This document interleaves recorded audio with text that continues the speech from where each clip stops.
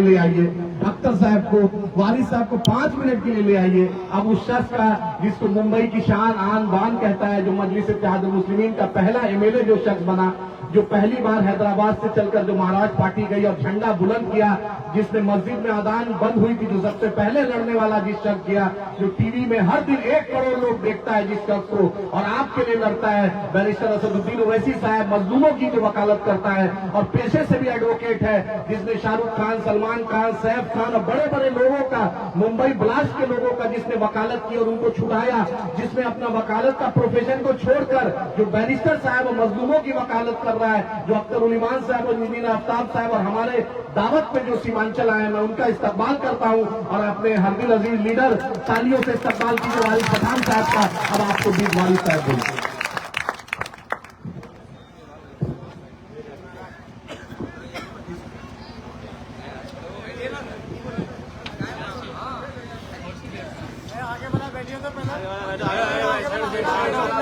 अस्सलाम वालेकुम रहमतुल्लाहि व बरकातहू।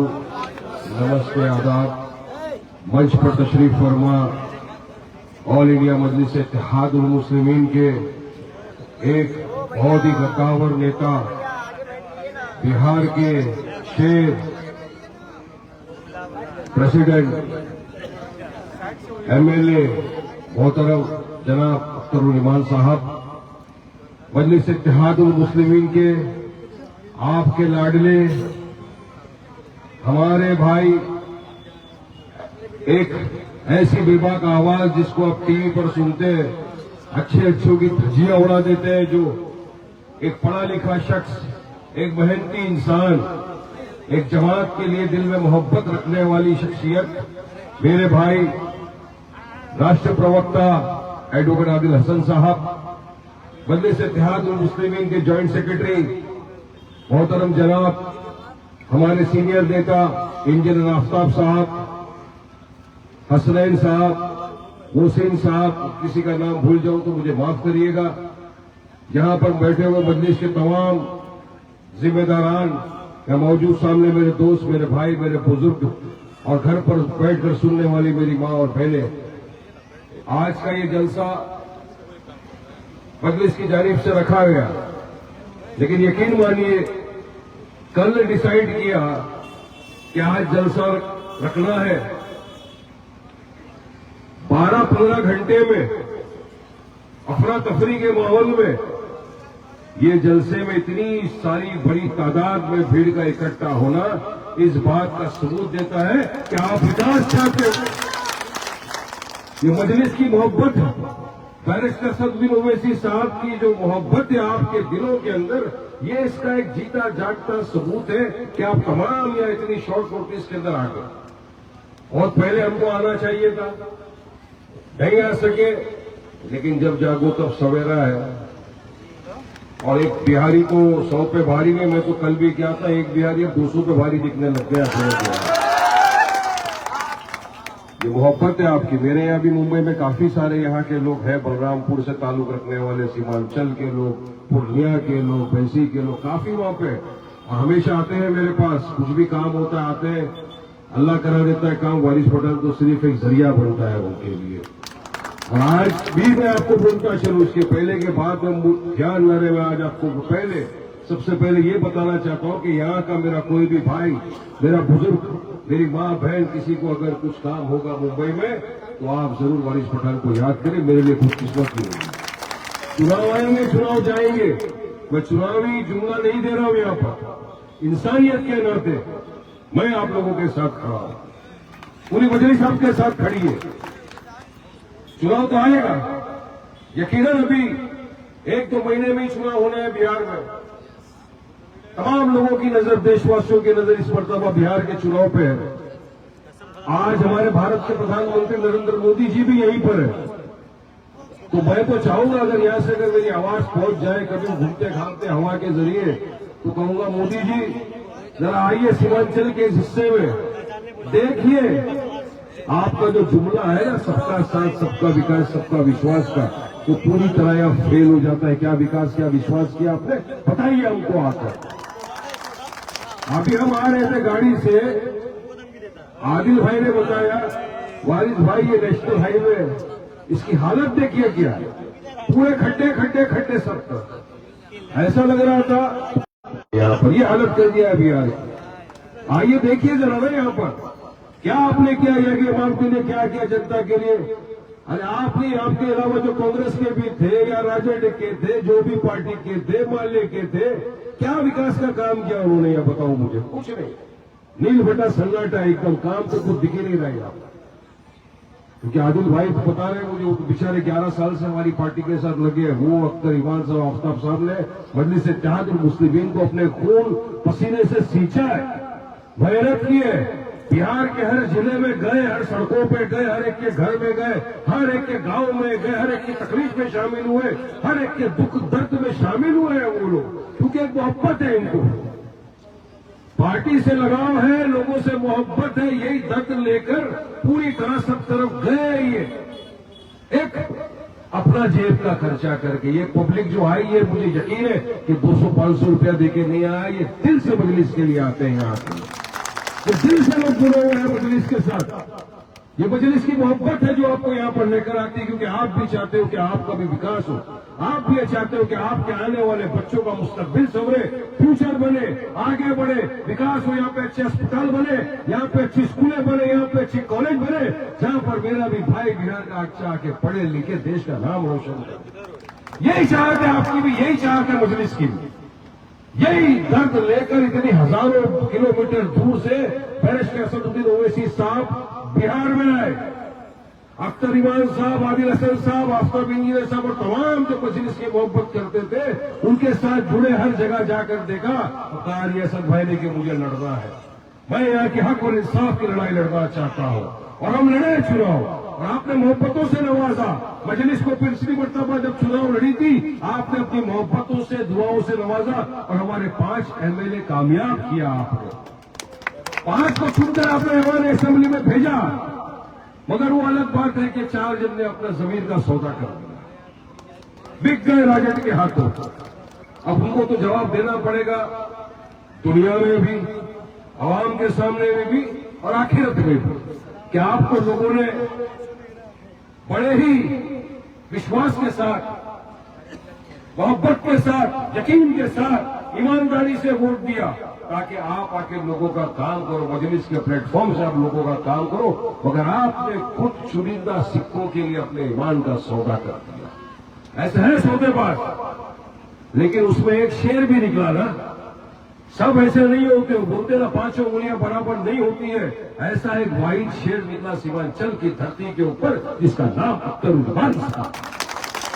इसे ठुकरा दिया, करोड़ों रुपए के ऑफर को ठुकरा दिए, बड़ी से बड़ी मिनिस्टर की गद्दी को ठुकरा दिया, हर चीज को ठुकरा दिया, और कहा नहीं, हम यहां से कोई नहीं जाएगा, हम क्या ही रहेगा। वो आदिल भाई, आफ्ताब इंजीनियर साहब, तमाम ने कहा नहीं नहीं वारिस भाई, दुनिया है, आखिरत में अल्लाह को जवाब देना है। ये होता है एक दिल के अंदर इंसान के ईमान। तो आज ईमान की ताकत आप देख रहे हो कि आपके बीच में बैठे और आंख से आंख मिला के बात करते हैं। ये 4 जन जब आएंगे, क्या आपसे आंख से आंख मिला के बात कर सकते हैं? ये नहीं कर सकते। ये जब पब्लिक में जा रहे हैं ना, मैं देख रहा हूं सोशल मीडिया के जरिए किस तरह से इनको पब्लिक सवाल कर रही, भाग रहे, भगाओ, दौड़ रहे, दौड़ाओ। अब तो अमचा गमचा खींच के दौड़ा मिल लोगों का। गद्दारों को मोहब्बत और इज्जत नहीं देना, जो गद्दारी करता है। अरे हम क्या आपसे कुछ मांग रहे थे क्या? हमने तो सिर्फ यही कहा था, आओ साथ में बिहार के अंदर, सीमांचल के अंदर विकास करेंगे, आओ साथ में। लोगों ने माना हमारी बात। असद ओवैसी साहब का चेहरा देखकर, मजलिस के काम को देखकर ईमानदारी के साथ उनको लाया, तुमने धोखा दिया। अब चुनाव है तो मुख्तलिफ सियासत पार्टी अपने अपने उम्मीदवारों को यहां से भी खड़ा करेगी, और मुझे यकीन है इस मरतबा इंशाअल्लाह ताला बिहार की काफी जगहों पे तो हम चुनाव लड़ेंगे ही, मगर बलरामपुर की इस धरती से भी इंशाअल्लाह चुनाव लड़ा जाएगा। प्रत्याशी पार्टी अख्तर साहब, असद ओवैसी साहब, किसी को भी दे, हमको लब्बैक करना है, क्योंकि जो जमात से जुड़ा है वो एक इंसान के लिए नहीं करता, ह्यूमैनिटी के लिए करता है, इंसानियत के लिए करता है, जमात के लिए करता है। तो किसी को भी दे, हम साथ हैं। लब्बैक, हम मेहनत करेंगे। बहुत अच्छे अच्छे लोग यहाँ पर हैं। एक हमारा शेर तो है आदिल भाई, माशाअल्लाह, अच्छे अच्छों की धजिया बिगड़ देते। मैं भी वही बोल रहा था, आदिल भाई आप कहां से पढ़ के जाते हो, इतना तो जबरदस्त धो डालते हो पूरा बीजेपी वालों, कोई भी आ जाओ कला शुक्ला सबको धो डालते हैं। हमारे साथ पासवान जी भी यहाँ मौजूद है। पासवान जी, आप जानते हैं पासवान जी, मजलिस जमात जो है बिल्कुल सिर्फ मुसलमानों की नहीं, आप सब की है, हम सब की है, पिछड़े वर्ग की है, दलित की है, हमारे हिंदू भाई की है, दलित भाई की है, तमाम की है, तमाम की लड़ाई है ये। तो हमने ये कहा, हमारे पार्टी के सदर अख्तर ईमान साहब ने, कि सेक्युलर वोटों का विभाजन ना हो और बीजेपी और एनडीए को फिर से सरकार में आने से रोकना है। तो अख्तर भाई ने लेटर लिखा राजड़ तेजस्वी, आइए सर साथ में मिलकर लड़ते, कांधे से कांधा मिलाकर लड़ेंगे और बीजेपी को एनडीए को रोकेंगे, कान में जू नहीं देंगे। क्योंकि घमंड और अहंकार जो होता है ना कुर्सी का, वो बहुत ज्यादा होता है। वो सोचता है कि नहीं मैं सब कुछ हूं, मेरे पास आए मैं थोड़ी गया हूं। अरे बेटा, घमंड गुरु किसी का ना टिकाया ना कभी जिंदगी में टिकेगा, याद रखना। ये जनता ने अगर तुमको कुर्सी पे बिठाया है, इज्जत दी है, तो ये जनता तुमको कुर्सी से उठा के लात मारने की भी ताकत रखती है। देखा है हमने दुनिया में किस तरह से मार मार के दौड़ा दौड़ा के भगाया जाता है, हर जगह हम देख रहे हैं क्या हुआ। मैं उसमें नहीं जाना चाहता। लेटर लिखा तो उन्होंने मीडिया के सामने कहा कि नहीं हमको तो पता ही नहीं, हमको तो बोला ही नहीं। आंख में आप नहीं मिला सकते मीडिया वालों के, इतने शर्मिंदे, क्योंकि झूठ जो बोलता है ना आंख में आप नहीं डाल सकता। अख्तर भाई, आदिल भाई ने, तमाम ने एक पूरा ढोल बाजा बैंड बाजे के साथ पूरी तरह बैनर लेकर चले गए तेजस्वी के घर के पास। लेटर दिया, ढोल बजाया, तेजस्वी कान खोल के सुन, तेरे घर पे बाहर बज रहा है ढोल, अगर तू साथ दिया है तेरा खुल जाएगा एलओआई का पोल। स्लोगन मार दिया, बड़ा स्लोगन है, पूरा याद नहीं है, लेकिन उसका अनुमान यही है। लेटर दिया उसको ताकि कल को ये ना कहे कि नहीं हमको तो बोला ही नहीं। और क्या डिमांड की अख्तर भाई, एकदम देखिए, अब मांगने नहीं गए थे, चेतावनी है। हमने कहा हमको 6 सीटें दे दो साहब, क्योंकि 6 हमारे एमएलए थे, एक बाई इलेक्शन में भी जीते थे हमारे। 6 सीटें हमको दे दीजिए, गठबंधन में आइए, साथ में मिलकर लड़ेंगे ताकि सेक्युलर वोटों का विभाजन ना हो और एनडीए को हम हराएंगे। मगर यकीन हो अभी तक तो शायद उनकी तरफ से कुछ आया और उम्मीद अब कम दिखती जा रही है। लेकिन एक चीज है, आप साथ में लो या आप साथ में मत लो, लड़ेंगे जरूर मजलिस इत्तेहादुल मुस्लिमीन, पूरी ताकत के साथ लड़ेगी। तैयारी तो 100 सीट की है। अब जितनी सीट पे फैसला करे सदर साहब अख्तर भाई, उतनी सीट पे लड़ेंगे। लेकिन मुझे एक बात का यकीन है कि इस मरतबा बिहार की जो जनता है, बिहार का जो मेरा भाई है, बिहार की जो भी माँ और बहन है, वो इतनी मोहब्बत से नवाजेगा, इतना धप्पा मारेगा, धप्पा था कि पूरी बिहार के अंदर मजलिस की पतंग दिखेगी। 4 का 24 खत्म, अब 4 का सीधा 40 बढ़ा दिया। अब 24, 26, 25 नहीं। अगर तुम भी है ना तो हम भी पठान है बेटा, हम भी पठान है। जितना देश से तुमको प्रेम नहीं है ना, उससे ज्यादा वारिस पठान को इस देश से प्रेम है, याद रखना। प्रेम की भाषा कल देख लिया ना आप तमाम ने, हम सब ने क्या हो रहा है। हमको देशद्रोही एंटी नेशनल बोलने वालों ने क्या किया, पड़ोसी मुल्क के साथ क्रिकेट खेल रहे हैं। जो पाकिस्तान हमारे यहाँ पे लाशें बिछाता जा रहा है, पुलवामा कर दिया, 26/11 कर दिया, पहलगाम कर दिया, हमारी बहनों के सिंदूरों को उजाड़ दिया, उसके साथ सिर्फ चुनिंदा रुपयों के बीसीसीआई को क्रिकेट खिलवा दिया। ये एंटी नेशनल है, हमें आपको फैसला करना है। चुनिंदा रुपयों के जब मेरी बहनों का ख्याल आ जाता टीवी पर देख के, कहते उसका सिंदूर उजाड़ दिया, उसके साथ हाथ मिलाया जा रहा है, क्रिकेट खेला जा रहा है, मगर पैसों के लिए बिकते हैं। ये एनडीए थूकता है वारिस पठान ऐसे पैसों के ऊपर जिसमें मेरे देश की मान, मेरे देश की मर्यादा, मेरे देश का इमोशन जुड़ा हुआ है। वहां पर पैसा क्या है, हाथ का मैल है, बोलते हैं ना। मगर मोहब्बत देश से यहां से होती है जो हमको है, तुमको नहीं है। ये मोहब्बत है देश से हमको, ये प्रेम है हमको देश से। हम चाहते हैं देश आगे बढ़े, हम चाहते हैं सीमांचल का विकास हो, हम चाहते हैं कि सीमांचल का बच्चा पढ़ लिख कर पूरे विश्व में काम करे। हम चाहते हैं कि सेक्युलरिज्म का जो आप दावा ठोकते हो आगे बढ़े। आप ही का था ना, ये महाविकास आघाड़ी का ही स्लोगन है, जिसकी जितनी संख्या भारी उसकी उतनी हिस्सेदारी। अगर हिस्सेदारी की बात आप देख लो, इन्हीं के स्लोगन की मैं बात कर रहा हूं, तो यादव 14% है, मुस्लिम 18% है। कितने होने चाहिए साथ में, आप कैलकुलेटर से हिसाब लगा लो 38 जिले के अंदर। मगर याद रखना, नहीं देंगे आपको, इंसाफ नहीं मिलेगा। 2% वाला सैनिक गाड़ी में बाजू में खड़ा है, 18% वाला दाढ़ी टोपी वाले का अता पता ठिकाना भी नहीं है पूरी रैली के अंदर। सोच लो, ये इनकी असलियत है। मुसलमान का वोट तो आपको चाहिए, मगर हिस्सेदारी देने की कोई नियत नहीं। हम क्या बोलते हैं, हिस्सेदारी, हिस्सेदारी की बात हो रही है। मगर नहीं, ये चाहते नहीं है कि आपकी भी लीडरशिप तैयार हो, ये चाहते नहीं है आपकी आवाज बुलंद हो, ये चाहते नहीं है आपका विकास हो। अरे अगर ओवैसी आ गया तो हमारा क्या होगा, अरे वैसे भी तुम्हारा क्या होगा, चुनाव में मालूम पड़ जाएगा तुमको क्या होने वाला है तुम्हारा, ये भी समझ लेना। इससे बेहतर है समझदार हो, समझदार को इशारा काफी है, समझ जाओ। बाद में थोड़ा पिटना नहीं छाती को, अरे अरे ये क्या हो गया, ये ओवैसी लड़ दिया, हमारा तो ये हो गया, वो हो गया, उसके इतने जीत गए। तुमको चेतावनी दिया था ना, ढोल बाजे के साथ दिया था ना, बैंड बाजा बजाया था ना तुम्हारे घर के बाहर, फिर भी तुम्हारे कान के अंदर आवाज नहीं गई। तो अपनी कान और अपने जहन का इलाज कराओ जाके सबसे पहले। कि तुम्हारी नीयत में जो खोट है ना, कि तुम किसी को आगे बढ़ने नहीं देना चाहते, आगे नहीं बढ़ने देना चाहते। बस भले ही बीजेपी आ जाए, भले ही बीजेपी सरकार सत्ता में आ जाए। 2005 में अख्तर भाई बताते हैं बार बार कि किस तरह पासवान जी थे उस टाइम।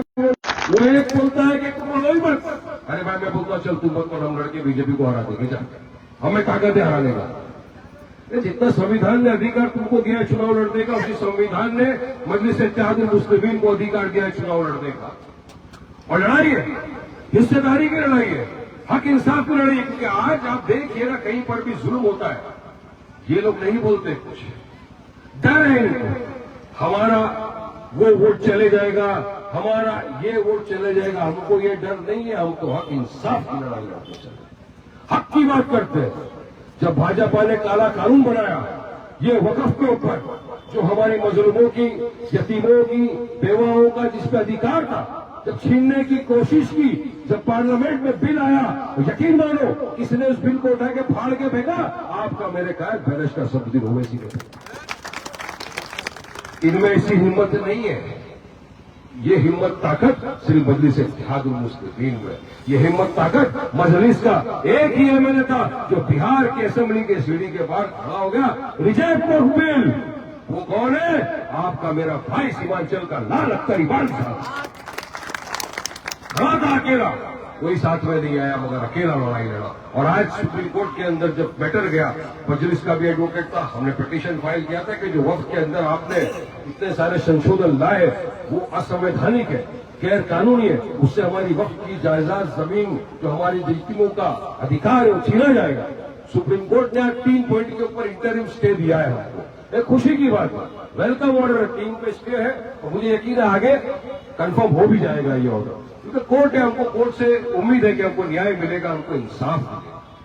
वरना यहाँ तो न्याय इंसाफ की वो बात ही थी ना। जब से आप देख रहे हो 11 साल हो गए बीजेपी की सरकार जब से सत्ता में आई है, एक ही काम किया है, नफरत नफरत नफरत नफरत फैलाओ सकता है, बस नफरत, हर चीज से नफरत, खास तौर से मुसलमान दलित भाइयों से, पिछड़े हुए वर्ग से सिर्फ नफरत, लाउड स्पीकर से नफरत, आजान से नफरत, नकाब से नफरत, हिजाब से नफरत, खाने पीने से नफरत, और अब हमारी जमीनें छीनने की बात की जाए। लेकिन कुछ चुनिंदा लोग हैं बीजेपी के अंदर कुछ चुनिंदा नफरती चिंटू है जो नफरत फैलाने की बात करते हैं, मगर कुछ ऐसे हमारे हिंदू भाई हैं जो बोलते हैं कि बिल्कुल बीजेपी देश को तोड़ने का काम कर रही है, मजलिस छोड़ने का काम कर रही है। इसीलिए आज पासवान जी हमारे देश के हमारे साथ बैठे कांग्रेस से कांधा मिलाकर, इसीलिए राणा रणजीत हमारे साथ खड़ा हुआ है, कैसी बन के इलेक्शन लड़ने वाला है। ये जब इंसाफ की बात होती है और जब देखती है ना पब्लिक कि नहीं वाकई में ओवैसी साहब इंसाफ की बात करते हैं, वाकई में असद ओवैसी साहब मजलिस इत्तेहादुल मुस्लिमीन विकास की बात करती है, तब लोगों का डरने और घबराने वाली जमात का नाम मजलिस इत्तेहादुल मुस्लिमीन नहीं। आपने देखा होगा कि ये 5 साल में जो भी माइनॉरिटी के मुद्दे आए, सीमांचल के मुद्दे आए, अख्तर साहब आमोर के असेंबली के एमएलए थे, उसके बावजूद सीमांचल का जो भी मुद्दा आया या देश के जहां के भी माइनॉरिटी के मुद्दे आए, हर शोबे पर असेंबली में भी आपके लिए आवाज बन के खड़े हुए, सरकार की आंख में आंख डाल के बात किया अख्तर इमाम साहब। यह होता है, अगर एक आदमी गया उसने इतना हिला के रख दिया कि एनडीए वालों की ताकत नहीं होती थी अख्तर भाई की आंख में आंख डाल के देखने की, तो यकीन मानो अगर बलरामपुर से, बिहार से, सीमांचल से आपके अपने भाई, आपके अपने बेटे जब जीत के जाएंगे असेंबली में, तो इनकी क्या हालत होगी, चड्डी गीला हो जाएगा इनका, याद रखना। एक ने कौड़ाम मचा दिया, 20-25 जीत के जलेंगे तो तूफान आ जाएगा, फिर सीमांचल का विकास हो के रहेगा। हम सिर्फ बोलने में मानते नहीं है, काम कराने में मानते हैं, और वर्क इज आवर आइडेंटिटी, यही मजलिस का हमारा लोगो है, यही मजलिस का हमारा स्लोगन है। तो आज तो हम आए, सिर्फ बहुत कम वक्त था हमारे पास आने के लिए कि ठीक है जाके आते हैं, लेकिन बार बार आएंगे, आपके बीच में आएंगे, और इंशाअल्लाह मुझे उम्मीद है कि बलरामपुर से जब हमारा प्रत्याशी उतरेगा तो आप इसी मोहब्बत के साथ उसका साथ देंगे, सपोर्ट करेंगे, मजलिस को कामयाब करेंगे, और यहां से जो भी प्रत्याशी हो उसको जिता के, उसको चुनकर बिहार की असेंबली के अंदर भेजेंगे भेजना भाई, क्योंकि देखो अपन डरने घबराने वाले नहीं, अपने को तो वहां पे बोल दिया था ये बीजेपी के चिंटू ने ना, नफरती चिंटू ने, मस्जिद में घुस घुस के मारेंगे। जवाब हमने दिया था, आजा बेटा मस्जिद में, आएगा तो टांग पे, जाएगा तो कुछ स्ट्रेचर के ऊपर। नहीं आया आज, इसलिए ताकतवर जो है, समझदार जो है, पढ़ा लिखा जो है, काम करने में जो मानता है, जिसकी नीयत साफ है, ऐसे का साथ दो, ऐसी जमात का साथ दो जो आपका विकास करने में मानती है। असद भाई को बिहार का नेता लीडर नहीं बनना है, हैदराबाद में माशाअल्लाह पार्ट टर्म के एमपी है, वहां से जितनी इज्जत नरेंद्र मोदी की नहीं है, उससे ज्यादा बैरिस्टर असदुद्दीन ओवैसी साहब की आज दुनिया भर में। मगर सिर्फ यहाँ आने का एक ही मकसद, मजलिस को यहाँ लाने का एक ही मकसद के विकास का है। और यहाँ पर जो हमारे साथ भाग जुड़ अपने खून पसीना लगाकर जो जुड़े हुए हैं, अख्तर भाई, आदिल भाई, इंजीनियर साहब, ये सब जो हमारे साथ जुड़े, जो पूरे मंच में हमारे साथ, और जहां जहां भी लोग हैं, ये 11-11, 12-12 साल से हमारे साथ जुड़े हुए हैं, एक ही मकसद से। ये कोई पैसा नहीं लेते हमसे, कोई पैसे का भूखा नहीं है, एक ही दिल से ये आवाज निकलती है इनके कि हमको सीमांचल की आवाम के लिए करना है, इनके लिए विकास करना है, इनके हक की लड़ाई करना है, इनको हिस्सेदारी दिलाना, यही नीयत है। और याद रखना, अल्लाह सुब्हानहू तआला भी आपकी नीयत, जैसी नीयत वैसी बरकत है। तो मुझे यकीन है कि आप मजलिस का साथ देंगे। मैं वापिस आऊंगा इंशाअल्लाह ताला, और आदिल भाई तो है ही आपके बीच में, मेहनत तो चालू है, कुछ भी होगा यहाँ की आवाम का मुंबई में मेरे लायक, तो आप जरूर आदिल भाई से कहिए, मैं इंशाअल्लाह ताला आपका काम वो करके दूंगा। शुक्रिया, अस्सलाम वालेकुम रहमतुल्लाहि व बरकातुहू।